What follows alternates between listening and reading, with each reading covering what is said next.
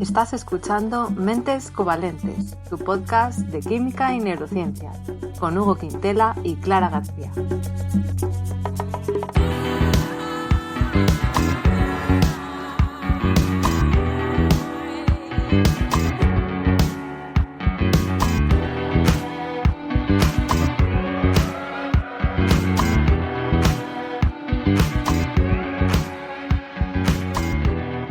Bienvenidos al episodio 24 de Mentes Covalentes, que va a ser un poco diferente porque vamos a celebrar que cumplimos un año estando aquí con este podcast. Hugo, ¿qué tal? ¿Cómo estás? Bien, aquí celebrándolo a tope.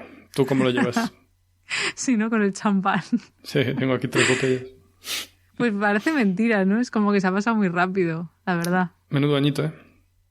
Bueno, sí, además ha sido un año muy diferente y difícil y raro para todos, yo creo.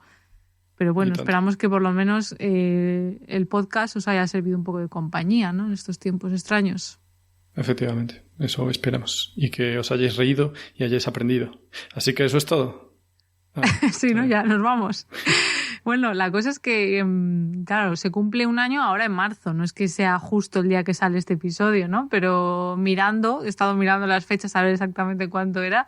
Y concretamente el episodio 0, que fue el de presentación, que simplemente dijimos lo que iba a ser este podcast, salió el 9 de marzo y ya luego el 19 de marzo fue cuando salió oficialmente el episodio 1 y ya de ahí pues hemos ido con la frecuencia habitual de 2 semanas, menos en verano y en Navidad, que oye, nos hemos tomado un tiempito, ¿no?, de vacaciones, pero ahí hemos estado. Claro. Hay que vivir además de hablar de ciencia. Así que sí, cumplimos un año junto con Podcastidae, que es la red de podcast de ciencia, naturaleza y medio ambiente con la que nos hemos juntado para este proyecto. Y hemos pensado que en este episodio pues podríamos hablar un poquito primero de, bueno, desde dónde nos escucháis, y luego vamos a hablar de conceptos básicos de química y de neurociencia que para escuchar este podcast, pues a lo mejor damos por hechas algunas cosas, pero viene bien consolidar las bases, ¿no, Hugo? Yo creo. Efectivamente, las bases son lo más importante. Así que vamos primero con las estadísticas. Vamos a ver desde dónde nos escucháis. Primero, sobre todo, muchísimas gracias a todos por acompañarnos en este proyecto, por escucharnos, por dejarnos vuestros comentarios, que siempre nos hace mucha ilusión y nos gusta un montón ver que nos escucháis desde diferentes partes del mundo, ¿verdad, Hugo? No solamente desde España, que sí, también. Sí. Hay algunos países exóticos, de hecho, también. Bueno, exóticos para nosotros, ¿no? Bueno, porque no hablan castellano, me refiero. Por eso ya, no es la lengua sí, oficial, digamos. Eso sí es verdad. Vamos a ver, casi un 60%, o sea que amplia mayoría, nos escucháis desde España, lo cual pues supongo que no es de extrañar porque al final, pues eso, nosotros somos de España, la red de Podcastidae somos todos de España y bueno, pues es normal, ¿no?, que al final... La idiosincrasia, claro. Bueno, sí, supongo que sí. Y dentro de España, por ciudades, que yo esto no sé hasta qué punto las estadísticas son... quiero decir, que a lo mejor si nos escucháis desde pueblos o, no sé, ciudades muy pequeñas, eso no lo recoge, pero de ciudades, capitales, tenemos en primer lugar, no es de extrañar, Madrid, la capital. Luego tenemos a Barcelona, bien, Valencia, cada ciudades grandes al final. Bastante lógico también. Sí, Sevilla y después Valladolid. ¿Por qué será? Claro. Bueno, para los que no lo sepáis, yo soy de Valladolid, me crié en Valladolid, así que tengo a mi familia y amigos también en Valladolid, así que mira, esos que están ahí apoyándonos. Y lo que no he visto ha sido Coruña, Hugo. Qué violento. No sé si es porque no es Coruña capital y ya no lo cuentan o por qué. Pero, no, sí, bueno, es capital de provincia, pero además es uno de los puertos más importantes de Europa para pescado y tal. Pero bueno, por sí, supuesto. No sé. Pero quiero decir que si tu familia o amigos no nos escuchan desde Coruña capital, no sé si lo cuentan, ¿sabes lo que quiero decir? Pues no sé, la verdad. Que si es de la provincia, eso ahí ya no lo sé. Seguro y que luego, es eso. Seguro que me quieren igual. Exacto. Segundo país desde el que más nos escucháis es México, con un 12%. Lógico. De las escuchas. Gracias. Sí, también México es muy grande y estamos súper contentos de que también nos escuchéis desde el otro lado del Atlántico. Luego tenemos a Argentina, Colombia, Chile y Perú, así que muchísimas gracias a todos los amigos de América Latina. Y luego tenemos a Reino Unido, que es donde yo resido. Sí, así que gracias a mis amigos. Poniéndolo en bucle ahí todo el rato, claro. Me imagino que son mis amigos, que sé que algunos escuchan este podcast y siempre hace ilusión. Y luego tenemos Alemania también, que también imagino que tendrá que ver con amistades. Así que, oye, que contentos estamos de que nos apoyéis tanto. Y luego además tenemos a Estados Unidos, que me imagino que son personas hispanohablantes dentro de Estados Unidos. Y luego India, que eso sí que me ha sorprendido un montón. Joder, la verdad que sí. O sea, India es muy grande, claro, pero... Sí, pero no sé. Bueno, me ha sorprendido. Qué guay. Sí, la verdad, saludos a los que nos escucháis desde la India. Sí, y luego millones. Hay más países. Claro, estos son los que aparecen en el top, no sé cuántos hemos dicho, pero luego hay más. Pone otros, un montón. Entonces, a todos de todo el mundo, muchísimas gracias. Y vamos a empezar ya con el tema de hoy, después de ver estas estadísticas y daros las gracias. Vamos a hablar eso de 4 conceptos de química y de 4 conceptos de neurociencia básicos. Empezamos por la química, Hugo, empiezas tú con 2 y luego sigo yo. Venga, voy. Empieza, perfecto. Empieza. A ver. Venga. El mol. El mol. El mol. El mol, que no el mol. Claro, se habla mucho de moles por aquí, pero ¿qué mierda es un mol? Pues un mol es un número. Pues ya está. Como el número pi. Pues, a ver, no se dice el número mol, ¿vale? Pero el mol es como un número de cosas. Y esto bebe del número de Avogadro. Nos acordamos de Avogadro, el bueno de Avogadro. Que era, pues eso, un científico italiano. Entonces, ¿qué pasó? Que este señor, a principios del siglo XIX, se dio cuenta de que el volumen, o también la presión de un gas, probablemente dependiera del número de moléculas de ese gas que tú tuvieras encerradas. O sea, que a más moléculas de un gas, pues más ocupa el gas. O bien, si no le dejas que se expanda, pues más presión va a ejercer en las paredes del recipiente en el que esté. De esto ya hablamos. Correcto. En el capítulo de... No sé, hablamos de la presión, no me acuerdo por qué. Por Boyle. Sí, en alguno. Bien. Pues entonces Avogadro dijo, oye, me parece a mí que esto va a ser independiente de qué gas sea. Lo importante van a ser el número de moléculas. Y esto fue una cosa muy importante porque la gente no había pensado. La gente había dicho, pues si tengo un gas de esto, ocupará tanto, si tengo un gas de esto, otra cosa, ocupará tanto. Y Avogadro fue la mente clara que dijo, pues va a ser igual en todos. Entonces, esto, unos años después, permitió que el químico austriaco Johann Joseph Loschmidt, ¿cómo te quedas? De acuerdo. Determinara el valor de ese número de moléculas del número de Avogadro, ¿vale? Porque Avogadro no se sacó el número de Avogadro, pero dio la idea, la semilla, para que se pudiera hacer. Entonces fue muy bonito por parte del señor Loschmidt, pues eso, darle el nombre así. Gracias, porque imagínate que hubiera sido el número de Loschmidt. Bueno, en países de habla germana lo dicen, la constante de Loschmidt. Joder, es que es complicado. Vale. Bueno, no sé cómo se escribe ni siquiera, pero vale. Y este número, no me preguntes cuál es porque se me ha olvidado, te lo puedes creer. O sea, me suena muchísimo, sí. Pero dilo tú, porque yo... 6,02 por 10 elevado a la 23. O sea, son 600 y pico mil trillones. Sí, efectivamente. 600 y pico mil trillones de moléculas de gas, en el caso de que hablemos de gases. O sea, que es muchísimo. O sea, un número muy gordo.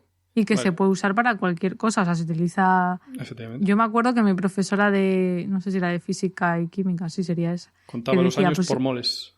No, que nos decía, pues un mol de naranjas son tantas... O sea, es lo mismo que sean de naranjas que de moléculas de un gas. Fue una idea buena. Pueden ser también electrones, pueden ser iones, pueden ser más cosas, ¿sabes? No se usa solo para átomos. Moléculas, pues eso, iones. Vale. Y entonces consiguieron sacar el número exacto de la famosa ecuación de los gases ideales, ¿vale? Esa movida de P por V es igual a nRT. ¿Te suena? Sí, claro. Bueno, del instituto ya. Claro. Bueno, pues P era la presión, V es el volumen, N es el número de moléculas que tengas, R es una constante y T pues la temperatura. Entonces podemos deducir que la constante la puedes conocer porque puedes cambiar los otros parámetros, ¿no? Y entonces como la constante no va a variar, la puedes conocer. La temperatura la puedes controlar tú, la presión la puedes controlar tú y el volumen también lo controlas tú, pues al final te puedes sacar de ahí el número de moléculas, ¿vale? Entonces cuando se elaboró esta ecuación, con muchos experimentos y repeticiones, pues pudieron deducir, oye, que un mol son estas moléculas. Pero claro, que todavía no estamos claros de todo, porque ¿por qué ese número de moléculas?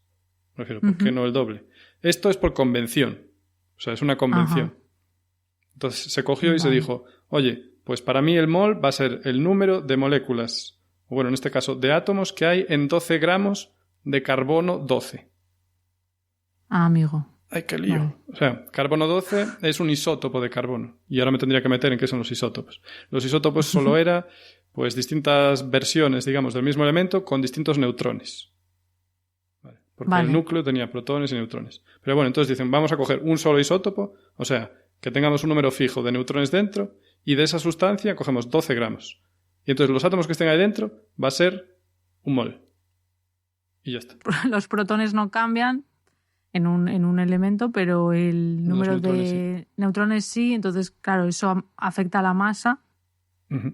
Efectivamente. Y entonces necesitas ¿Vale? un solo isótopo porque si no es como un follón, porque tienes mezclas de isótopos. Y de hecho el carbono 14 a la gente seguro que le suena, que se utiliza en muchas cosas. Para la datación esta de cosas que llevan carbono, para saber cómo son de viejas. Sí. Vale. Bueno, pues entonces cogieron eso, estos 12 gramos, y dijeron, lo que hay aquí es, y por convención se utiliza para todo. Vale. O sea que, claro, es un acuerdo que dijeron, venga, pues claro, es que hay que hacer eso, si no. Es muy útil. Así que cuando oigas moles, pues tienes que entender que es número de moléculas. Cuando tienes una concentración 1 molar, es pues un mol en un litro. 1 molar, mol por litro. Claro, entonces, o micromolar, pues más por pequeño. Ejemplo, se usa más en biología. Entonces, a nivel ya de reflexión, para que nos demos cuenta de cómo de gordo es este número, es enorme. Si cogiéramos, esto lo dijo Lord Kelvin, ¿vale? Que es el de los grados Kelvin y tal. Y luego lo repitió Schrödinger en un libro suyo. La cuestión es, si tú cogieras un vaso de agua y pudieras marcar todas las moléculas de agua de ese vaso, ¿vale? Pones una X. Y luego coges ese vaso, lo vacías en el océano. Coges todos los océanos y todo el agua que hay en el mundo, lo mezclas, hasta que esté todo bien mezcladito y sea homogéneo. Lo vuelves a dejar ahí. Y de ese agua que mezclaste, coges ahora otro vaso, o sea, metes un vaso en el océano y lo coges. ¿Cuántas moléculas crees que tendrías marcadas de ese primer vaso que marcaste? Hombre, pues no sé, ninguna. Claro, es que es lo que tenemos a pensar. Pues más de 1000 moléculas serían las de tu primer vaso que tú marcaste con X. Sí. Muy fuerte, muy fuerte. Ya digo, no sé, todo el océano. Claro, o sea, todo se reduce a que hay más moléculas de agua en un vaso de agua que vasos de agua hay en todo el planeta Tierra. Claro. Entonces, como hay más, hay más de 1000 veces más, pues al final pues te van a quedar. ¿Y esto? A ver, que me he liado. ¿Con el número de Avogadro? ¿Qué tiene que ver? Bueno, pues que en un vaso, ¿tú cuántos moles tendrás? Un mol de agua son 18 gramos de agua, ¿vale? Si son 180 mililitros, esos son 180 gramos. Efectivamente, tendrías 10 moles de agua en un vaso de agua. Vale. Entonces, para que nos demos cuenta que es que un mol es un número enorme. Entonces, en un vaso de agua que tú tienes 10 moles, lo mezclas en todos los océanos del mundo, lo vuelves a sacar y aún te sacas un montón de moléculas de agua. Increíble. Pues, a nivel curiosidad científica. Total. Bien. Segundo concepto. El pH. Vale. El pH. pH, sí, eso lo hemos hablado. El pH en la tele, que si el jabón de pH neutro, que si el pH de tu boca con el chicle de la marca no sé cuántos, pero ¿qué es el pH? Vale. Sí, porque el mol tampoco se habla tanto en el día a día, pero el pH sí. En el supermercado un poco se habla de moles. Sí, pero el pH es verdad, los geles, tal, sí. Vale, pues el pH es básicamente menos el logaritmo de la concentración de protones en una disolución acuosa generalmente, pero puede ser de otra cosa. Pues ya está. Vale, ya Entonces, está. Menos el logaritmo. O sea, si nos acordamos de lo que son los logaritmos, es logaritmo en base 10. O sea que básicamente tú cuando haces el menos logaritmo de un número, si tienes, por ejemplo, 10 elevado a 2, el logaritmo de eso va a ser 2. Porque coges el exponente, ¿sabes? Lo bajas y ya está. Así de sencillo era. O sea que 10 elevado a 2, que es 100, si lo haces el logaritmo, pues es 2. Pero ¿qué pasa? Que estamos hablando de concentración de protones. Entonces las concentraciones no son 100. Eso es una concentración demasiado alta, no puede ser. Entonces las concentraciones son 0 con algo siempre. Entonces, yo qué sé, si tienes 0,1, entonces eso es 10 elevado a la menos 1. Así que si haces el menos logaritmo de 10 elevado a menos 1, que es lo mismo que 0,1, pues te da 1. ¿Vale? O sea que pH 1 quiere decir una concentración de 0,1. Bien. Y si fuera pH 2, sería una concentración de 0,01 y así sucesivamente. Bien, nos vamos haciendo una idea. Vale. Que cuando dices 0,1, o sea, 0,1%. Ajá, esa es una pregunta muy importante. De moles litro. Por eso está bien que hayamos hablado de moles. Vale. O sea, moles de protones en un litro. O sea, que son muchos, ¿eh? O sea, si es 1 molar, por ejemplo, son muchos moles. Bueno, muchos moles no, perdón, muchas moléculas. Porque claro, tienes 6,02 por 10 a la 23 moléculas en un litro. Ya te digo yo que si es una concentración, o sea, una disolución pH 1 y metes el dedo, te quemas el dedo. Claro. O sea, para que no porque eso, lo que te quemas son los protones, que hay muchos, entonces te quemas, como quien dice. Los y protones creo que te queman. los ácidos del estómago creo que es así pH 1 también, más o menos, que es ácido clorhídrico principalmente. Pero bueno, esto no es mi tema principal. La cuestión. Protones. ¿Los protones qué son? Pues los protones es lo del núcleo, ¿no? La partícula positiva que está en el núcleo. Pero es que, claro, si lo piensas, tú coges un átomo de hidrógeno, le quitas un electrón y ¿qué te queda? ¿El protón? Claro, pues un protón. Entonces, en el Sí, caso del un agua... H+. Claro, efectivamente, que también lo llamas H+. Vale. Entonces, en el agua, tú, si tienes agua y no hay nada más, absolutamente nada más, solo moléculas de agua por ahí bailando, de hecho sí que tienes protones en ese agua. Sueltos entre comillas, ¿vale? O sea, tienes más que solo H2O repetido 1.000.000 de veces. Bueno, mucho más de 1.000.000. Vale, porque se separan. Exacto, porque las moléculas de agua van chocando entre ellas, entonces de vez en cuando una molécula de agua le roba a otra un protón.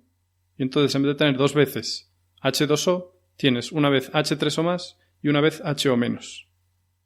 Y se van bailando por ahí. Entonces se van intercambiando ese protón, pues se lo van, ¿sabes? Se lo va robando una a la otra, y luego una que está huérfana de protón, pues le va robando a otra, ¿sabes? Y así todo el rato. Sí. En equilibrio. Y esto pasa en agua neutra, y la concentración de protones media es constante. Y es 10 elevado a la menos 7. O sea... Cuando dices agua neutra... Agua con pH neutro, disculpa. Ah, vale. O sea agua que no le añadimos nada que le cambie el pH, y es el pH propio del agua, que es 7. Y por eso decimos pH neutro, que es el pH de agua pura. Vale, o sea, cuando decimos pH neutro nos estamos refiriendo al del agua. Sí, bueno, es que eso luego creo que para temas de, yo qué sé, de la piel, ¿no? Creo que también se habla que el pH de la piel, entonces a lo mejor los jabones con pH neutro tienen el mismo pH que tendría la piel. Y no estoy seguro de cómo se mide eso. O sea, a lo mejor le rascan a alguien la piel, la disuelven en agua, calculan cuántos protones hay y ese es el pH. Pero el pH de la piel es más ácido. Sí, creo sí. Que es a mí me suena que era 5.5, 5.5, ¿verdad? Sí, vamos, eso me suena a mí también, sí. Exacto. Pues eso, me imagino que cogerán la caspa de un señor, la disuelven en agua y luego calculan cuántos protones hay ahí y ese es el pH de la piel. No sé cómo lo harán. Bueno, con células, sí, no sé, ni idea. Claro, aquí hablamos de química. Entonces el pH neutro es el del agua neutra que no tiene ninguna cosa más. Bien, bueno, pues ese pH es 7. Y eso es porque la concentración de esos protones en agua cuando no hay nada más es 10 elevado a la menos 7. O sea, una 10.000.000ésima de moles partido por litro.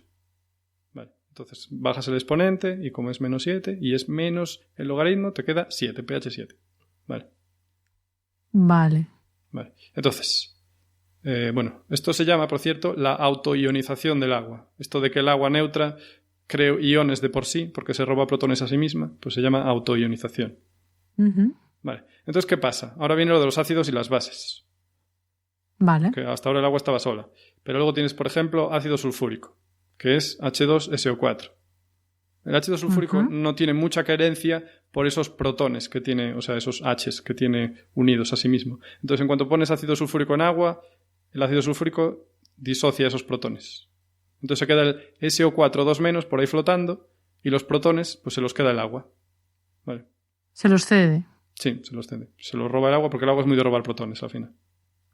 Ladrona. Claro. Y el ácido sulfúrico es muy de donar protones, por eso es un ácido muy fuerte, porque te da los protones como nada, vamos. Entonces, ¿qué pasa? Que claro, tú echas eso en el agua y tienes muchísimos más protones que antes. Y entonces, cuidado. Eso es un ácido, pues como el ácido clorhídrico también. Y luego, lo opuesto a los ácidos son las bases. Vale. Entonces las bases te hacen lo contrario. Te cogen esos protones que están en el agua, se los llevan. Por lo tanto, disminuye la concentración y entonces el pH va a aumentar. Porque recordemos que es a lo que esté elevado ese 10. Entonces, cuanto más grande sea el índice negativo, más pequeñito es. Como, por ejemplo, 10 a la menos 5 sería pH 5. Pero si cogemos 10 a la menos 14, pH 14. O sea que más pequeño. Claro, eso es como un poco lío, sí. Pero sí. O sea, porque es como contraintuitivo, porque dices, un pH más alto es más ácido. No, un pH más alto es menos ácido, básico. O sea, más básico. O sea, menos ácido. Vale, sí. Entonces, una base por excelencia pues es el hidróxido de sodio o el hidróxido de potasio, la potasa. Entonces tú coges la potasa, que es KOH, potasio y OH menos, y la echas al agua. Entonces, esos OH menos del potasio, o sea, unidos al potasio, como quien dice, ahora pasan a robar esos protones que pudiera haber en el agua. Y de esta manera la concentración de protones va a disminuir mucho. Entonces, por ejemplo, si añades 0,2 moles de potasa a 1 litro de agua, el pH va a ser 12, porque la concentración de protones va a pasar a ser 10 elevado a la menos 12. O sea que habrá, por cada litro de agua, pues una billonésima, o sea, una billonésima de mol disuelto. Vale. Pero bueno, ya para calcular el pH cuando añades más es un poco más complicadito, así que lo dejamos fuera. Vale, bueno. Estaba intentando hacer un cálculo, Sí, no a ver está si lo fácil. entendía, pero... 14 menos el pH, pero bueno, es un folloncillo. Vale, Así bueno. Pero entonces, ¿qué pasa si metes la mano en esa disolución de agua con te una quemas, base? Claro. Bueno, También es malo. Claro, depende de la concentración, pero sí. Nosotros estamos hechos para pHs, variaciones pequeñitas de pH. Vale, o sea que tanto básico como muy ácido puede ser peligroso para nuestra piel. Claro. Pero bueno, ya te digo que en el estómago tenemos pHs súper bajos porque es especial el estómago. Está recubierto. ¿Es especial? Sí, protegido. Una máquina maravillosa. Y bueno, pues aquí me quedo con mis 2 cosas básicas de química y ahora quizá podemos escuchar... Nunca mejor dicho, básicas. Efectivamente. Y ahora podemos escuchar 2 cosas básicas de neurociencia. Sí, pues yo voy a empezar con un concepto que yo creo que muchas veces damos por hecho, o yo doy por hecho que sabemos lo que es, pero oye, vamos a hablar más en detalle, que es la neurona, ¿no? Porque la neurona. Es que además eso sí que es también como lo del pH, algo que está en el lenguaje popular, ¿no? De te falta una neurona o este tiene una neurona, o sea, se dice. Entonces, ¿qué son las neuronas, no? Vamos a ver. Bueno, pues en primer lugar son células, por supuesto. Que las células son pues, los ladrillos de nuestro cuerpo. Tenemos células, pues estamos hechos de células. Entonces, son las células del sistema nervioso, no las únicas, pero bueno, un tipo de célula muy importante del sistema nervioso y están en el cerebro, sí, que es lo que solemos pensar, que están en el cerebro, pero no solo, o sea, están en todo el sistema nervioso central, es decir, en el encéfalo, que el encéfalo es el cerebro, pero con más cosas, o sea, con el cerebelo y con partes más de la base del tronco del encéfalo. Esa es buena, ¿eh? No, claro, yo tengo mezclado, claro, el cerebro para mí es casi todo. O sea, que el cerebelo no pertenece al cerebro, claro, por eso se llama. Claro, es que cuando hablamos de cerebro, casi siempre todos nos imaginamos todo, o sea, lo que es el encéfalo. Y creo que tiene que ver con que en inglés brain sí que es todo, encéfalo. Entonces, a veces también es un lío, pero porque el cerebro en inglés sería cerebrum. Pero el encéfalo... Bueno, sí, son en círculos científicos. No, en inglés lo hacen bien, porque brain es todo. Pero nosotros en español, en castellano, decimos cerebro cuando queremos decir encéfalo. Entonces, en el lenguaje coloquial hablamos del cerebro, pero casi siempre cuando estamos hablando del cerebro queremos decir todo, encéfalo. Porque hay otras estructuras que están ahí al ladito que son muy importantes y es lo que todos entendemos por cerebro. Sí. Vale. Exacto, sí. Entonces, exacto, las neuronas están en el encéfalo, en la médula espinal, que también, eso, junto al encéfalo, forman el sistema nervioso central, y luego también en el sistema nervioso periférico, que es pues lo de la periferia, ¿no? Lo de los alrededores, que es pues eso, también los nervios, los suburbios, sí, los nervios que llegan a todas partes del cuerpo, ¿no? Así que eso, las neuronas están ahí y están en el cerebro efectivamente, pero no solo. De hecho, dato curioso, el 80% de las neuronas están en el cerebelo, no en el cerebro. Exacto. Qué bueno. Sí. El cerebelo, algún día hablaremos del cerebelo. ¿Qué es más para el movimiento, el cerebelo? ¿Cómo es? Sí, no solo porque parece que tiene más funciones, pero sí, exactamente, coordinación, balance, y de hecho, cuando tomamos alcohol, eso de perder el equilibrio tiene que ver con que el cerebelo no está funcionando bien. ¿Vale? Entonces, sí. O sea que gasta mucha neurona el moverse y todo eso. Bueno, más tenemos que pensar. Y ahí ya no sé. Tenemos muchas neuronas ahí, desde luego. La razón evolutiva, ahí ya no lo sé exactamente.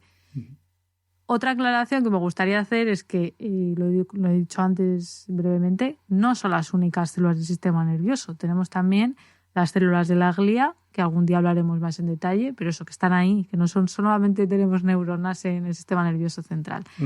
Y otra cosa también muy curiosa es lo del número de las neuronas. ¿Cuántas neuronas tiene un encéfalo humano adulto? ¿Vale? El encéfalo entero. Pues esto, no sé si te quieres aventurar, sí, Hugo, venga, si te quieres... Venga, va, a ver, ¿cuántos moles tendría? Moles no. El número de neuronas. No. Pero, a ver, miles de millones, supongo. 10.000 millones.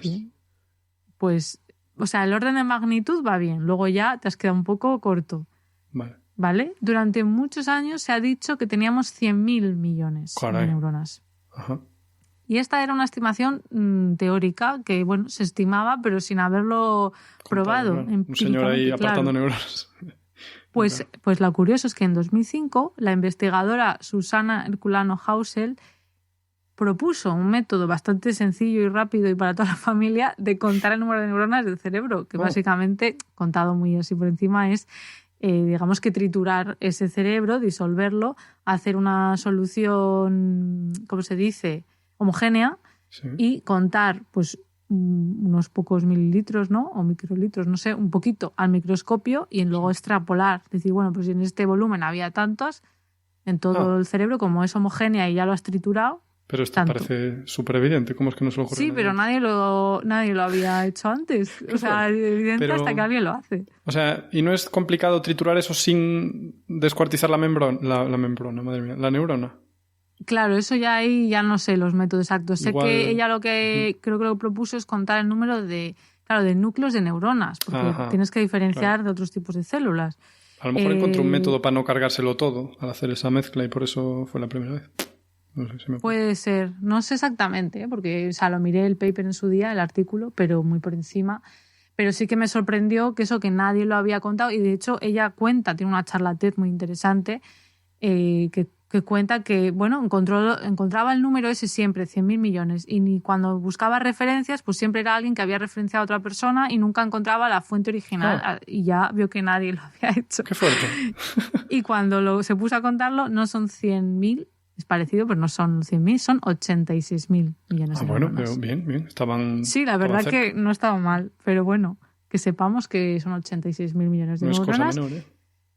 No, son muchas neuronas. Y luego, aparte ya del número, quería comentar que, bueno, no todas las neuronas son iguales, tienen diferentes funciones según donde estén, y se pueden dividir entre sensoriales, según su función, que serían las que envían información pues desde los órganos de los sentidos, ¿no?, el gusto, la vista, lo que sea, al sistema nervioso central.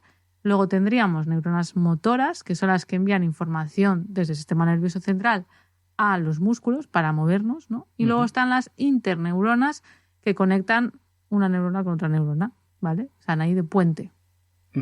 Así que, bueno, a nivel general, esos tres tipos de neuronas. En cuanto a su función, se podrían dividir de más tipos, ¿eh? Y luego también las neuronas pueden tener diferentes formas, depende del tipo de neurona, pero hay unos elementos que suelen estar presentes en todas. Entonces vamos a ver esos elementos y para qué sirven. En primer lugar tenemos las dendritas. No sé si te suenan, Hugo. Sí. De algo. Sí, ¿no? Vale, tú ya estás muy puesto. Vale, las dendritas son esas ramificaciones a través de las cuales pues, las neuronas reciben, principalmente por ahí, información de otras neuronas. Y esas dendritas, ¿vale? Es como si tenemos un árbol, pues las ramas del árbol. Esas dendritas, a su vez, tienen unas protusiones, como en forma de champiñón, suele ser, ¿vale? Que son las espinas dendríticas, se llaman así, ¿vale? Ahí ya no llego, Es que esto ya es menos conocido, sí. O sea, como así. Que se desdobla el final de dendrita y hace como unos ganchos. Como... Imagínate, yo qué sé, más que no es que se desdoble, sino que tienen champiñones en las ramas o hojas. Imagínate un árbol con sus ramas, vale. Y que cada rama tiene muchas hojas. Pues pero cada hoja... Al final de dendrita del todo es, al final de toda la dendrita o donde ocurre. Es que dentro de imagínate que una dendrita pues es como una rama de un árbol, pues a lo largo de esa rama, no solamente al final, sino a lo largo de toda la rama habría esas espinas. Vale. O sea, tal cual como hojas entonces. Bueno, sí, como si fueran hojas para visualizarlo así. Y es ahí, en esas espinas dendríticas, donde están los puntos de conexión entre neuronas, donde ocurren las sinapsis, que son esas conexiones sin llegar a tocarse. Y eso, una dendrita, o sea, una neurona... ¿Cómo? Sí, como ahora con el COVID. Sí, que no podemos tocarnos, pues igual, las neuronas tampoco pueden tocarse. Una neurona puede tener cientos a miles de espinas dendríticas, ¿vale? Para que nos imaginemos que puede hacer muchísimas conexiones. Potente. Exacto. Y cada espina dendrítica recibe información de una única neurona. Eso sí. En cada hoja de ese árbol imaginario, todo metafórico, conectaría con otro árbol, pero no con más. ¿Vale? Otra cosa súper importante de estas espinas dendríticas es que son muy dinámicas. ¿Vale? Esto como lo del agua que tú has contado antes, que si metes ahí una sustancia se intercambian protones, pues las espinas dendríticas son muy dinámicas, se mueven mucho, pueden cambiar en número, en unas horas solo, en forma, en unos minutos, según la información que reciban, ¿vale? Están todo el rato cambiando. Sí. Entonces esto contribuye un montón a la enorme flexibilidad que necesita nuestro cerebro pues para el aprendizaje y para la memoria. Porque si fuera todo estático y no cambiara, pues aquí no aprende nadie, ¿no? Claro, seguirías con el Windows 95 en la cabeza y no pasa de ahí. Exacto. Estos son las dendritas, y hemos dicho dentro de las dendritas, las espinas dendríticas. Luego tendríamos, si vamos bajando, ¿no?, el soma, que si fuera un árbol pues sería como la parte principal, pero bueno, es un poco difícil, no es lo mismo, ¿no? Es el cuerpo celular de la neurona, donde está casi todo, pues está el núcleo, donde está el material genético, ¿no? El ADN, los orgánulos, la mayoría de los orgánulos, ahí está, ¿vale? O sea que evidentemente pues importante, es la centralita ahí, donde ocurren pues cosas. El call center de la... Exacto. Y luego, si seguimos bajando, tendríamos el axón, que si fuera un árbol, pues sería el tronco del árbol. Es esa prolongación alargada que cuando hay muchas juntas es lo que forman los nervios de nuestro sistema nervioso central. Uh-huh. Central no, del sistema nervioso periférico, ¿vale? O sea, los nervios son conjuntos, o sea, muchísimos axones juntos, ¿vale? Y a lo largo de ese axón es donde se transmite el impulso nervioso, que siempre decimos que las neuronas, pues eso, disparan, producen impulsos nerviosos, pues se producen a lo largo de ese axón. Pregunta. Dime. Perdón. O sea, no, desde tu cerebro hasta tu punta del pie. Allí, porque es que yo me acuerdo que en biología, no me quedó muy claro, la profe me dijo como que había muy poquitas neuronas conectándolo todo. Porque yo me imaginaba que habría millones y millones y millones. Pero ella como que me dio a entender a lo mejor que los axones eran súper largos de un par de neuronas. Entonces que conectabas tu dedo del pie a tu cerebro con, a lo mejor, ¿sabes? Yo que sé, 20 neuronas, por decir una cosa. Esto... Como que no había mucho... A ver, no sé si...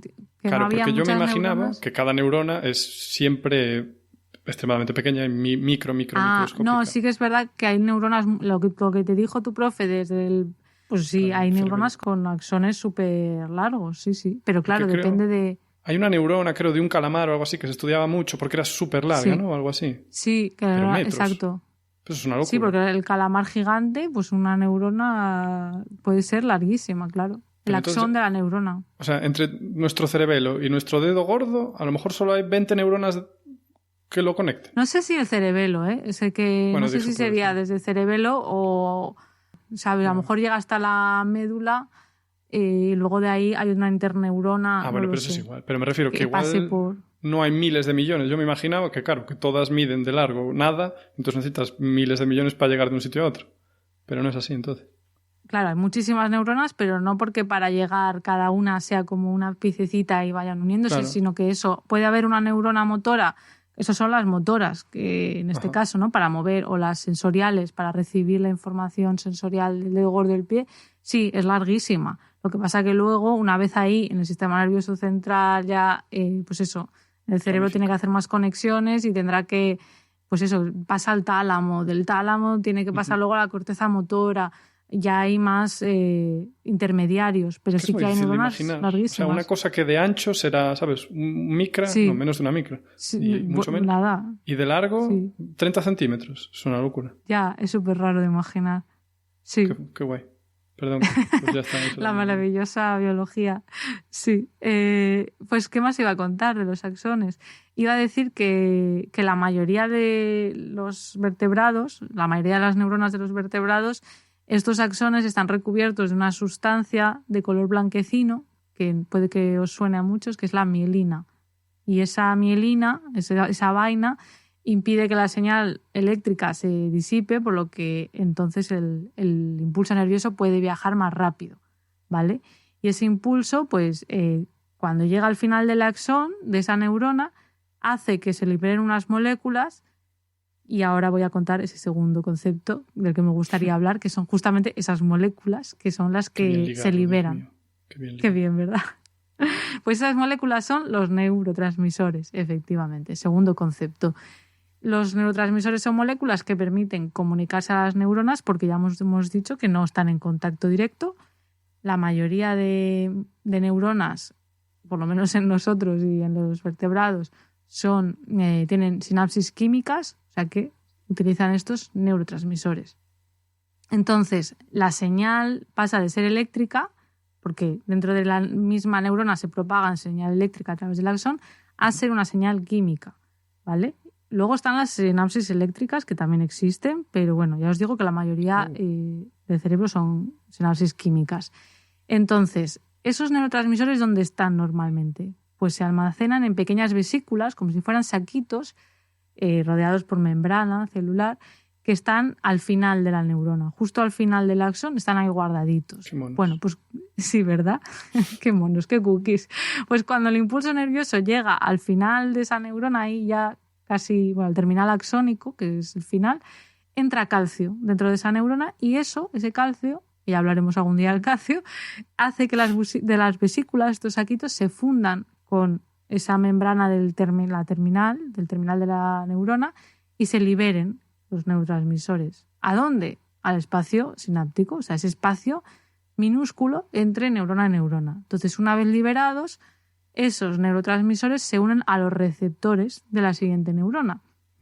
Como y no están ahí para siempre. De relevos. Sí, total.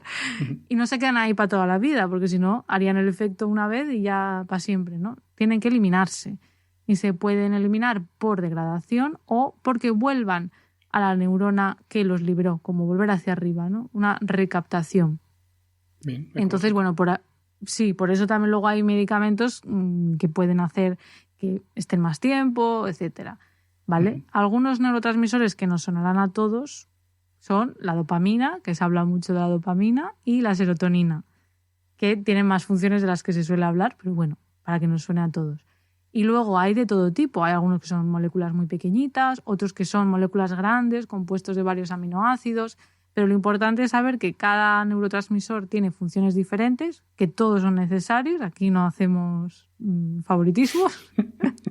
Y algunos son excitatorios, es decir, que aumentan la probabilidad de que la neurona postsináptica a la que se unen produzca un impulso nervioso, porque al final las neuronas reciben, ya hemos dicho, información de muchísimas neuronas. Entonces hacen como un cómputo final y dicen, venga, pues disparamos o no disparamos impulso nervioso. Entonces, claro, los tiene el angelito y el demonio, ¿no? Uno le dice dispara. Exacto. Y otro no dispara. Y al final saca la conclusión. Exacto. Sí, entonces si hay más angelitos, pues disparan y bueno, al revés. Mejor al revés. Pero bueno. Exacto. Si tienen más mensajes excitatorios, pues dispararían, ¿vale? Aumenta la probabilidad.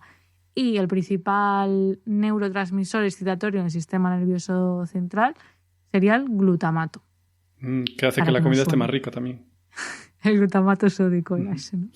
Esa broma me acuerdo que lo hiciste una vez y no me acuerdo en qué episodio. Pero es que además de broma es una curiosidad interesante. Sí. Y luego tenemos los neurotransmisores inhibitorios que harían lo contrario, lo que tú decías, ¿no? Y disminuyen la probabilidad de que esa neurona dispare el impulso nervioso. Y el principal es el GABA. Y del GABA hablamos en el episodio de las benzodiazepinas, porque dijimos que las benzodiazepinas hacen que se una de manera más eficiente el GABA a su receptor. Y hemos dicho que es inhibitorio, por lo tanto, baja marchas y tiene ese efecto, bueno, relajante, sedante, etc. Exacto, de tranquis. Así que, bueno, estos son un poco así por encima los neurotransmisores. Y luego no he comentado, pero también aparte de los excitatorios y los inhibitorios, hay otros que pueden ejercer un efecto u otro, depende del receptor al que se unan, porque se pueden unir a diferentes tipos de receptores. Pero bueno, ahí lo dejo, te devuelvo la palabra, Hugo. Cuéntanos los siguientes conceptos básicos de química. Recojo. A ver, yo voy a hablar así un poquito de esa movida que, no sé vosotros, pero yo odié bastante. Las valencias, la regla del octeto, los estados de oxidación. Oh. Uf, que había que memorizarlo todo. Mira, a mí se me enseñó fatal. Yo me volví loco en la ESO y me tuvo que ayudar mi hermana porque la profe era un desastre y no lo hubiera sacado sin ayuda, de verdad. Gracias a tu hermana, entonces. Sí, gracias desde aquí. Bien, entonces la valencia del carbono. Nos acordamos, el carbono tiene que unirse a 4 cosas. Bueno, pues ya está. Sí. La valencia del carbono es 4. Hasta ahí todo bien. Ah, ¿no? Vale. Luego la del oxígeno, ahí ya, porque la del oxígeno puede ser 1 y 2. Bueno, ya un poco peor. Bueno, vamos al carbono, ¿vale? ¿Por qué 4? O sea, ¿por qué 4? ¿Por qué no 8? Vale, bueno, pues básicamente, y por cierto, un apunte, lo de Valencia viene del término valor, ¿vale? No tiene que ver con la ciudad de Valencia ni nada por el estilo. O sea, valor, Valencia, bueno, ¿sabes? Ya. Como si fuera valor, viene del latín. O sea, que realmente Valencia, perdón, pero la definición es eso, número de enlaces que tiene que formar para estar... Sí, se podría decir. O sea, hay, ¿sabes? Hay las definiciones así de IUPAC que son más exactas, que te dice el número de átomos de hidrógeno con la... Pero nos vamos a quedar con cuántas movidas puedes enlazar compartiendo un electrón. Podemos dejarlo así, ¿no? Vale. Yo creo que está bien así. Entonces, bueno, pues eso, que Valencia viene de valor y, por cierto, que es un término que a niveles altos de la química no se usa. Se supone... Es como antiguo, está desfasado, pero se usa en las escuelas porque, en teoría, ayuda a comprender. En teoría. En teoría, porque si te lo pero explican no. con el culo, no ayuda a comprender nada. Vale, pero que luego no lo usáis, los químicos que os dedicáis No. a... Nosotros usamos química. estados de oxidación, que mola mucho más. Y es más fácil de entender, en mi opinión. O sea, el estado de oxidación es comparado con tu átomo aislado. O sea, si el átomo de, por ejemplo, de carbono estuviera solito, ¿vale? En este compuesto, ¿cuántos electrones has ganado o has perdido? Entonces, si tienes más electrones, pues entonces tu estado de oxidación será -1 o -2. Y si comparado con ese átomo ideal aislado, pues perdiste electrones, pues será +1, +2, etcétera, etcétera. Vale. Pero bien, volvamos a la Valencia. ¿Por qué 4? Vale. Pues resulta que hay esta movida también que era la regla del octeto. Es verdad. Me suena así, pero se me había olvidado.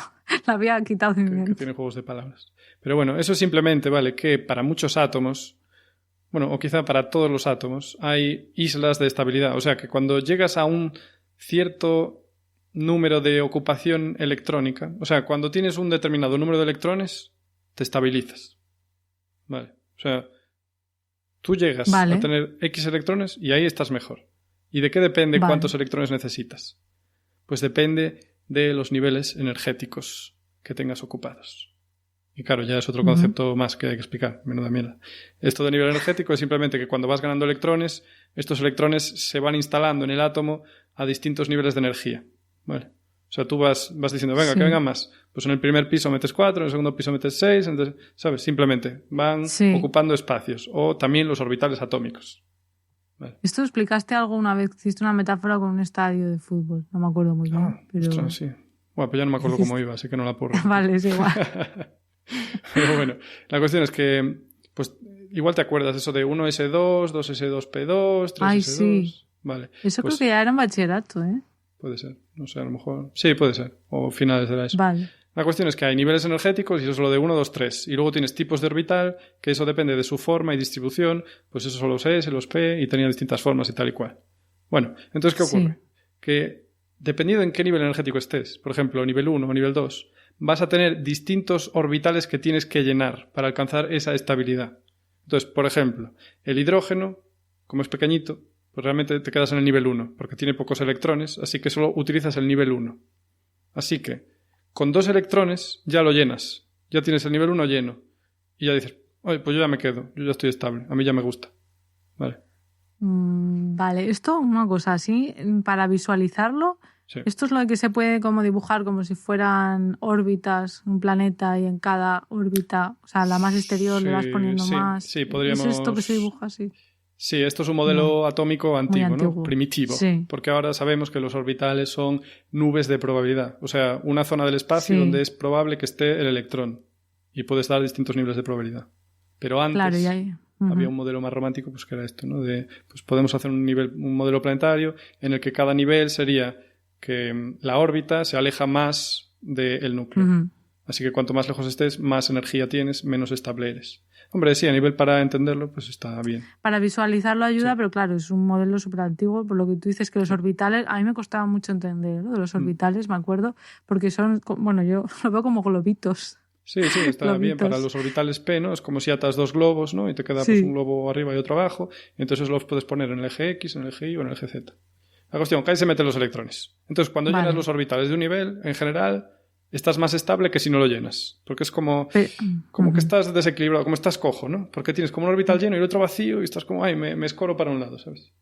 Pero para tenerlo lleno, ¿siempre es el mismo número o no? Depende del nivel. Pero sí, para un mismo nivel sí. O sea, en el nivel 2 te cunde, por ejemplo, tener 8.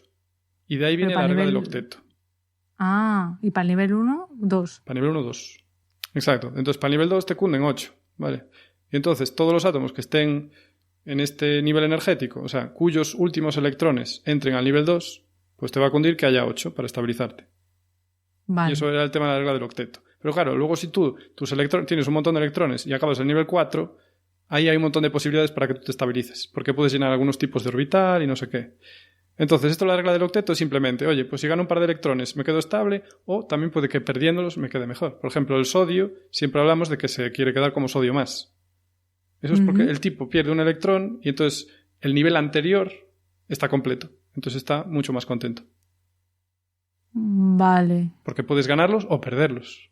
Claro. Lo importante es que el último nivel que tengas esté lleno. Vale. O sea, a nivel 2 me queda lleno. Bueno, si empecé a llenar el 3, digo, pues mira, este que empecé a llenar del 3 me deshago de él y me quedo completo con el nivel 2. Entonces así es como te quedarías como un catión más estable. Bueno, pues las valencias, así a nivel gordo, vienen de esto, ¿vale? De decir, pues mi valencia es 1 y 2. Pues es en plan, mira, si pierdo un electrón o 2, me quedo más cómodo que si no los pierdo. Entonces, el carbono, si gana 4 electrones, si llenas su nivel con 4 electrones, se queda con esos 8 que lo hacen ser más estable. Y básicamente, pues ya está. Pues ya te los ganas. A ver, o sea, a ver, si lo he entendido. Sí. Si capta 4 electrones, sí, se queda con 8 en el segundo nivel. Sí, porque tú empiezas a llenar tú coges un átomo de carbono aislado. Sí. Y tú, si lo tienes aislado, vas a tener tantos electrones como protones. 6. Sí, vale. 6. Sí, porque estás neutro. Si alguien te da 4 electrones más, es que ahora dirás, pero entonces no son 8. Ya, pero es que en el nivel 2 tú tienes 1s2, 2s2 y luego p6. No sé si te acuerdas de eso. O sea, en el nivel 2 tú tienes orbitales S y orbitales P. En el orbital S te caben 2 y en el orbital P te caben 6. Entonces esos juntos son 8. Vale. Ah, vale. Entonces, acabo de decir que tiene 6. Tiene 2 en el nivel 1. ¿Y cuántos me quedan? 4. Entonces tengo 4 en el nivel 2. Si gano 4, pues ya está, 8. Vale. O sea, que todo depende de dónde partas. O sea, depende de... O sea, si tú sabes el número de protones que tiene un elemento, sí, sabes el número de electrones del que parte. Sí, o sea, sabes los que tiene el átomo aislado, pero es que el átomo nunca lo vas a tener flotando en una esfera de perfección sin interactuar con nada. Entonces, claro, así pues se van juntando los distintos átomos y dicen, pues yo te doy esto, tú me das esto. Vale. Y de hecho, el enlace covalente viene de la covalencia, o sea, que comparten las valencias, comparten los valores, comparten los electrones. Ostras, no me había fijado que viene de esa palabra. Muy hermoso. Vale, lo voy a dejar aquí con la reflexión de las valencias y los números de oxidación, ¿vale? Simplemente eso, hay islas de estabilidad. Y claro, te podrías preguntar, ¿y por qué está más cómodo cuando llena el nivel, no? Sí. Eso es difícil de... Eso es como decir, ¿y por qué se atraen dos cuerpos en el espacio? Bueno, igual ahí dices, no, porque se curva, bla, bla. Pero bueno, esto es porque tú haces las ecuaciones estas para calcular la estabilidad y, oye, pues te da más estable cuando está lleno, no sé, es que porque la naturaleza lo quiere. Pero bueno, me gusta la analogía de pensar que estás como cojo, ¿sabes? Te imaginas, yo qué sé, un dispositivo que tiene una rueda a la izquierda y otra rueda a la derecha. Entonces, si solo le gira una de esas ruedas... Como que, ¿sabes? Un coche no funciona si solo le gira una rueda, tienen que girar las dos al mismo... Pues eso, si tienes un orbital lleno y otro vacío, con un electrón en uno de esos orbitales que no para de moverse continuamente por todos los lados, y otro está vacío, pues como que estás desequilibrado. Y no pues es buena metáfora también. Yo qué sé. Vale. Y luego, para el último concepto, tengo que pasaros un corte. ¿Un corte? Un corte, tengo que pasar un corte. Entonces, Clara, te voy a pasar un corte, porque tú tienes que oírlo también en directo. Vale. Entre comillas. Se me he equivocado de producto y he echado ácido clorhídrico encima de sulfato de cloro. No, sulfato no sé lo que era.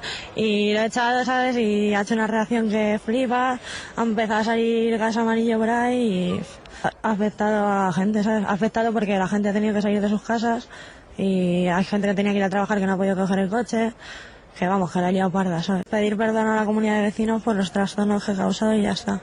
Vale, bueno, pues esta chica, claro, lo pasó mal, la pobre, ¿no? Tú imagínate. En plan, una nube tóxica, desalojar edificios. Sí. Esto se hizo súper famoso en su día. No sé cuándo sería, no miré, ¿eh? Se me ocurre 2013. Que 2006. ¿2013? Ah, hace tampoco. 2013 el vídeo, pero no sé, a lo mejor por No sé. este vídeo que me has pasado, pero esto, lo de la he liado parda, eso fue Sí, sí. viral. O sea, esto fue viral y cambió la forma de hablar, incluso en todo el país. A ver, bonito dentro de lo malo, es bonito. Pero bueno, la cuestión, ¿qué le pasó a esta chica? Porque ni ella misma tenía muy claro qué había hecho, ¿vale? O sea, dijo bien una cosa, que es que usó ácido clorhídrico, o Salfumán, es el nombre así comercial, pero la verdad es que no se acordaba de a qué cosas lo había añadido. Entonces yo he puesto mi nalga derecha a que se lo añadió a lejía. Entonces, pero ella dice algo de sulfato, no sé qué, ¿no? Sulfato de la chota. O sea que no. Pues, Que la lejía es, en su nombre químico, es hipoclorito de sodio. Eso. Vale. Entonces aquí estamos relacionando otra vez un poco los estados de oxidación, ¿vale? ¿Por qué? Porque hipoclorito de sodio es Cl, o sea, un cloro, unido a un átomo de oxígeno. Bien. En realidad, el hipoclorito de sodio es un derivado, podríamos decir, del ácido hipocloroso. Igual nos ayuda más a entender qué está pasando.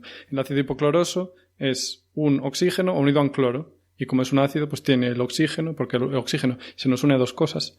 Pues el oxígeno está unido también a un hidrógeno. Vale. Eso es el ácido hipocloroso. Si tú ahora le quitas... HC... A ver, ¿cuál es la forma? HOCl o ClOH, más comúnmente diría yo escrito. ClOH. Vale. Entonces tú al oxígeno, si le quitas ese hidrógeno, ahora se queda como O menos. Entonces dice, pues a mí dame un más, necesito un más para estar en equilibrio. Dices, pues te quito el hidrógeno y hago la mítica, que es que te hago una sal de sodio, que es la mítica, que siempre, pues si tienes la base conjugada, casi siempre es de sodio. Bueno, pues entonces ClONa. Vale, eso es hipoclorito de sodio. Y eso está bastante disuelto en la lejía, es en plan un 5% o algo así. Y luego el salfumán es ácido clorhídrico. Bien, entonces, el ácido clorhídrico es HCl. ¿Vale? Sí. Tú tienes HCl disuelto en agua, que bueno, que al final se disocia, así que tienes protones por un lado y cloruros. La cuestión es que cuando tú juntas ese cloro menos con el cloro del hipoclorito de sodio, ese cloro del hipoclorito de sodio no es cloro menos, no está en estado de oxidación -1, como siempre pensamos que el cloro está en estado de oxidación +1, porque el oxígeno es un ladrón de electrones muy bueno, entonces siempre se los queda él. Entonces como que le gana al cloro esas ganas de llevarse los electrones. Entonces, si lo separáramos teóricamente como un compuesto iónico, que no lo es, pero es esa reflexión del estado de oxidación, tendríamos cloro más y oxígeno menos. Bueno, la cuestión es que si tú tienes un cloro menos, digamos, y un cloro más, digamos, a esos dos tíos les encanta juntarse, ¿vale? Porque uno está menos, otro más, y además ese oxígeno que te queda por ahí bailando se te va a convertir en agua. Así que es como que hay una fuerza que estabiliza todo, porque la unión entre el oxígeno y el cloro es bastante flojita. Pero oye, la molécula de agua es una cosa súper estable. Entonces, está muy contenta. Entonces, ¿qué pasa? Que al liberar esa molécula de agua que es tan estable, pues generas un compuesto que no es tan estable, que es el cloro. Pero como que merece la pena, ¿sabes? Como que el balance de la estabilidad que ganó todo el sistema, pues es favorable. Entonces ahí generas el peligrosísimo clorogas, que es eso, un gas amarillento que es muy oxidante, o sea, se une a un montón de movidas y es tóxico. Le gusta unirse también a cualquier cosa que esté en tus pulmones. Y por eso tuvieron ¿Clorogas es Cl2 o...? Cl2, claro. No. Porque tenías un cloro menos y un cloro más, entonces se te queda como que los dos cloros ahora pues están compartiendo esos electrones. Y si partieras esta molécula, ¿sabes? Porque antes dijimos, esto del estado de oxidación es teóricamente decir, mi compuesto sería iónico, ¿quién se lleva qué cosa? Sin embargo, si tienes dos cosas exactamente iguales, digamos que nadie se llevaría nada, entonces los dos estarían en estado cero, porque son equivalentes, ninguno puede ganar sobre el otro. Entonces ahí tendrías, pues eso, el átomo de cloro per se. Pues un gas muy tóxico y muy oxidante. Vale, o sea, ese fue el problema, fue el gas clorogas. Sí, esta chica generó clorogas, pues no sé dónde, supongo que en un caseto o algo así hubo que desalojar. Pues, esto era en la piscina, esta chica era, ¿no? Sí, era socorrista. Sí, algo así, vamos, estaba ahí haciendo algo en la piscina, trabajaba claro, ahí. Limpiando, querría limpiar y dijo, si junto esto es más potente, que es lo mítico que puede pasar en una casa, así que nunca mezcléis salfumán con lejía. Ya, bueno, nunca juntéis lejía con nada, ni productos con nada. Es mejor no sí, ¿no? Vamos. Hoy hace poco que se iba a prohibir la lejía. ¿Tuviste alguna vez algo al respecto? Sí. Yo no tenía noticia, pero tampoco estoy tan informada de... No sé. No, lo oí así como por la calle. Ya, ni idea, no sé. Pues que es peligroso, ¿eh? ¿Tocaste alguna vez lejía? No lo sé, seguro que sí, alguna vez. Bueno, pero no lejía limpiando. Se notan los dedos luego jabonosos, porque se te está convirtiendo, la grasa de la piel se te convierte en jabón. Terrible. Ay, qué horror. Entonces, este concepto que has explicado, ¿cuál es? El concepto, bueno, es como una extensión de los estados de oxidación, ¿no? Vale. Pues aquí tendríamos cloro con estado de oxidación más y cloro con estado de oxidación menos. Entonces se te juntan y te hacen cloro cero. Vale, o sea, es sí, como segunda parte, ¿no? Del tema. Sí, pero bueno, también es como el concepto misterioso. Vamos a ver, porque esto lo vio toda España y no sé si en otros países de Latinoamérica también. ¿Qué carajo hizo esta chica? Porque no sé, vale, sí, pero ¿qué pasó ahí? Pues ya te lo estoy diciendo yo. Esto es un concepto básico también. Hugo, quien te la desvela el misterio de la he liado parda. Ahí lo tiene. Sí, que hubo mucha broma, pero me imagino que fue... Ay, la pobre chica, me da una... O sea, es gracioso el vídeo, pero la ves y dices pobriño, ¿sabes? Hombre, lo pasó mal, claro. Seguro, por eso. Que esto no sé ni dónde fue, en Madrid, ¿no? En algún sitio de Madrid. No sé si fue probable, pero ni idea. No sé si lo ponía en el vídeo, pero bueno. ¿Y esto ya era tu segundo concepto de la segunda ronda? De la he liado parda. O sea, que me toca a mí. Venga. Vale. Ok. sí, yo estoy seco ya. Vale, a ver, yo iba a hablar de algo que se habla muchas veces. Sustancia gris, sustancia blanca. No sé si... ¿Cuál es la mejor? Vamos. ¿Cuál es la mejor? Sí. No, pero es algo que se habla, ¿no? En el lenguaje común, alguna vez yo lo he oído que la gente lo dice. Y veo que no está del todo... ¿Cómo? En los mentideros se discute esto. ¿Qué son los mentideros? No sé, donde se discuten movidas. Es una expresión que se dice, pero no sé. Vale. Pues a ver, yo creo que hay veces que no está claro muy bien lo que es. Y de hecho el otro día me preguntó alguien también en mi canal de YouTube y yo veía como que no estaba muy clara la cosa. Bueno, la sustancia gris está compuesta mayoritariamente de los cuerpos celulares de las neuronas, que ya hemos dicho antes, el soma, ¿vale? Mientras, bueno, el soma y también un poco las dendritas, claro, porque están ahí juntas, eso, pero luego tenemos el axón, que ya es una prolongación muy larga que sale y ya, ¿no? Hemos dicho que pueden ser muy largos, etcétera. Entonces, bueno, la sustancia blanca estaría compuesta sobre todo de los axones. Así que básicamente, o sea, es eso, al final estamos hablando de neuronas. Todo lo mismo. O sea, no es lo mismo, pero... A ver, ahora lo explico más, ¿eh? Pero la mayor parte de la sustancia gris está en la superficie del cerebro, porque los cuerpos celulares de las neuronas, pues eso, la mayoría están en la superficie. Aunque también hay luego cuerpos celulares y eso, núcleos de sustancia gris subcorticales, o sea, ya debajo de la corteza. Pero la mayoría está, pues eso, por fuera, lo que es la corteza. Luego la sustancia blanca, pues está la mayoría por debajo de la corteza. Y esto, si ves alguna vez una imagen de resonancia magnética de un cerebro, que se ven cortes del cerebro al final, no ves el cerebro por fuera, sino que es un corte, ¿no? Pues ahí ves claramente una zona de fuera que está más oscura y una zona más debajo de la corteza, de todo lo de fuera, que está más clarita, porque tienen diferentes, bueno, responden diferente a ese campo magnético. Pero el nombre original pues tiene que ver cuando se hacían, ¿no?, las disecciones y, bueno, el color en sí creo que es cuando lo guardas en etanol, me imagino que es, o cómo es lo que se guarda en los cerebros. ¿Formaldehído? ¿En formol? Eso es, en formol, eso, perdón, que he dicho etanol. Pues será eso, o sea, no es tú si coges un cerebro humano sin tratar, pues no tiene un color gris, tiene un color más, bueno, rosita, ¿no? ¿Ah, rosita? Pero una vez lo tratas... Ah, claro, sí. Sí. Sí, un poco sí. Bueno, es que también están los vasos sanguíneos ahí. Claro, entonces... claro. Quieras que no.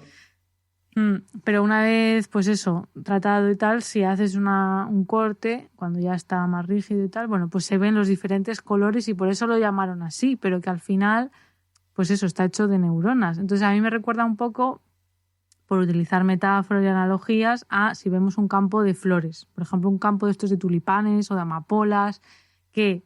vas a ver, si son muchísimas flores todas juntas, vas a ver desde lejos una parte superficial, por ejemplo, roja, si son amapolas, o el color que sea, y luego una parte de abajo que sería verde. Pues es como si dijéramos la sustancia roja y la sustancia verde. Vale, sí, pero son amapolas, simplemente. Claro, no hay una sin otra. Claro, lo que pasa es que la parte superficial pues serían los pétalos, ya está.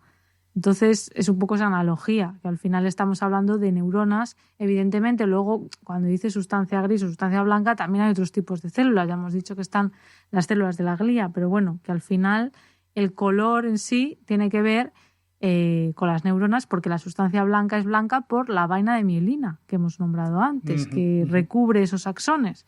Como la mayoría de los axones están mielinizados, y la mielina, que es una grasa, bueno, está formado por grasa, es blanca, pues al final tiene esa coloración diferente. Tiene sentido. Así que, sí. Y luego, el último concepto del que quería hablar es un poco ya más general, pero también se utiliza mucho, que es el de plasticidad cerebral. Que lo hemos oído muchas veces. El cerebro es plástico. Bueno, ¿por qué es plástico? No es plástico porque sea como un plástico. O sea, tiene que ver con el término plasticidad como adjetivo plástico, pero no como los plásticos de los envases, sino plástico de que algo plástico en física es que ¿cómo se dice? Maleable. Sí, maleable. Si le añades... es que no me sale la palabra. Es una hostia. Si le ejerces una fuerza exterior, sí. lo moldeas, sí. Adquiere otra forma, ¿no? Sí. No es elástico que vuelve a su sitio original, sino que es moldeable. Como plastilina. Entonces, exacto, como la plastilina, que si... Plastilínico. No sé si se llamará igual, sí, además no se dice, no lo decimos bien. No sé si se llamará igual en América Latina, pero bueno. Plastilina. No lo sé, estas cosas para los niños, de jugar con colores. Sí, entonces si tú, como el Play 2, si le ejerces una fuerza, pues que se queda con esa forma. Bueno, no es que nuestro cerebro le apriete algo y cambie, no, es algo metafórico. Esta plasticidad, esta maleabilidad, esta capacidad de adaptarse al entorno nos permite aprender y eso, adaptarnos al final a nuestro ambiente, que es lo que tenemos que hacer, ¿no? Para sobrevivir. Entonces, esto es posible gracias a muchos procesos diferentes. Ya vamos a ver la biología, ¿no? ¿Qué nos referimos? Es muy bonito esto. Dice, el cerebro es plástico, vale, pero dime por qué, ¿no? Bueno, bueno, por un lado estaría la formación de nuevas neuronas, que esto sí que puede ocurrir en el cerebro humano adulto, aunque durante muchos años se pensó que no, pero tampoco es algo exagerado que sea algo súper importante, ¿vale? O sea, ocurre en diferentes regiones y puede darse. El ejercicio físico, por ejemplo, promueve la formación de nuevas neuronas, pero eso solo ocurre en regiones muy concretas. Luego tendríamos la formación de nuevas sinapsis, que eso sí que ocurre muy a menudo y es súper importante. Las sinapsis, ya hemos dicho antes, que son esos puntos de conexión entre neuronas que no llegan a tocarse. Entonces, bueno, pues según aprendamos una cosa o reforcemos otra, pues se van a formar nuevas conexiones. Luego tendríamos la reorganización de esas dendritas, esas ramificaciones, que ya hemos dicho que son muy dinámicas. También la plasticidad puede verse en el aumento de mielina en diferentes regiones o también en la formación de nuevos vasos sanguíneos. O sea, que sería un poco todo. Pero bueno, yo creo que normalmente cuando hablamos de plasticidad cerebral casi siempre nos estamos refiriendo a la plasticidad sináptica, formación de nuevas conexiones. Uh-huh. Así que bueno, este es el último concepto que quería comentar. Y ya está, ¿no? Tú, Hugo, tus conceptos ya los has dicho todos. ¿O hay alguno más? No, que ya se lió parda, ya está. Ya está, más. Vale. Vale, pues ahora ya para la última parte de este episodio especial de celebración, nos gustaría pediros a vosotros, a los que nos escucháis, que nos deis vuestra opinión del podcast, ¿no? De lo que hemos llevado haciendo hasta ahora, porque bueno, al final nos escucháis más o menos unas 300 personas, tenemos nosotros aquí los datos por episodio, y puede ser que haya cosas que os gusten más, cosas que os gusten menos. Entonces, bueno, nos podéis mandar un email con vuestras sugerencias, con vuestra opinión a mentescovalentes, todo junto, @gmail.com. Y ahí, pues sí, hay un montón de gente que dice, pues no me gusta nada cuando hacéis esto, o me encanta esto, o me gustaría que hablarais de tal, ¿no? Hugo, ¿tú cómo lo ves? Podríamos adaptarnos. Bueno, que, claro, a ver si dice, no me gusta nada Hugo. Y yo, bueno. que se vaya Clara, que se vaya Hugo. Hombre, no, eso no va a cambiar. Aquí eso somos nosotros dos. Y, hombre, evidentemente no podemos... quiero decir, es el gusto, no hacer todo para el gusto de todos, porque siempre habrá gente que le guste más de una manera, de otra, pero bueno, si vemos que hay un montón de gente que dice lo mismo, ¿no? Pues, no sé, pues a lo mejor que os guste más cuando hablamos de un elemento y hablemos desde el punto de vista de la química, la neurociencia o no, o yo qué sé, la parte de la historia os gusta o no os gusta, me imagino, eso a mí me parece muy interesante, pero bueno, si nos entendéis bien, me imagino que no todo, porque... Ni yo misma entiendo todo lo que me dice Hugo y me imagino que tú, Hugo, igual tampoco entiendes todo lo que digo yo, ni te lo imaginas ¿Qué? A la perfección. Sí, no. Sí, claro. Sí, por Lo supuesto. que quiero decir es que al final son conceptos a veces más difíciles y tal, pero bueno, decidnos más o menos si nos seguís, si, bueno, también claro, luego depende de cada uno. Si estás estudiando química, pues seguro que entiendes si te lo sabes todo ya y depende, ¿no?, de cada uno, pero decidnos qué os gustaría ver o no sé si tenéis sugerencias. Decidnos, por favor, que, hombre, ya que ya cumplimos un año, pues nos gusta también tener un poco de feedback, de vuestras opiniones, ¿no? Correcto. No sé si quieres agregar algo, Hugo. No, yo estoy tranquilo, yo estoy bien. Con confianza en los oyentes, seguro que envían palabras sabias. Eso, y si os gusta todo, pues nos decís que nos gusta todo y ya está. Y recordad que siempre nos viene muy bien que nos dejéis un me gusta en vuestro reproductor, desde donde nos escuchéis, comentarios también, o en la misma web de Podcastidae, que es la red, ya sabéis, de podcast a la que pertenecemos, también podéis dejarnos comentarios ahí. Normalmente dejamos nuestras notas ahí, o sea, como referencias, nuestras fuentes de información. Para este episodio, Hugo, no sé si era conocimiento tuyo ya propio. No se va a dejar nada, me temo. Vale, bueno, yo creo que tampoco, porque al final son cosas que ya nos las sabemos y no hemos tenido que recurrir, como otras veces, a artículos, etcétera. Pero normalmente pues dejamos ahí todas las notas y ya sabéis que salimos cada 15 días. Vamos a seguir así, ¿no? De momento, cada 15 días eso nos da pues un poco de espacio para poder prepararlo bien, porque, bueno, evidentemente estos podcasts pues requieren preparación por detrás. No lo sabemos todo, ¿verdad, Hugo? No, casi todo, pero no todo. Sí, casi todo. Y nos queda mucho por aprender y también nos sirve para seguir aprendiendo de lo nuestro, ¿no? Porque al final, al prepararnos los episodios, estamos aprendiendo. Lo bonito también. Desde luego. Y bueno, y nos echamos unas risas entre nosotros. También. Bonito también. Así que bueno, decidnos vuestra opinión y nada. Como siempre, estaremos aquí en 2 semanas de vueltas y nada, si queréis seguirnos por redes sociales, en Twitter estamos como @cobalmentes y en Instagram y Facebook como Mentes Covalentes.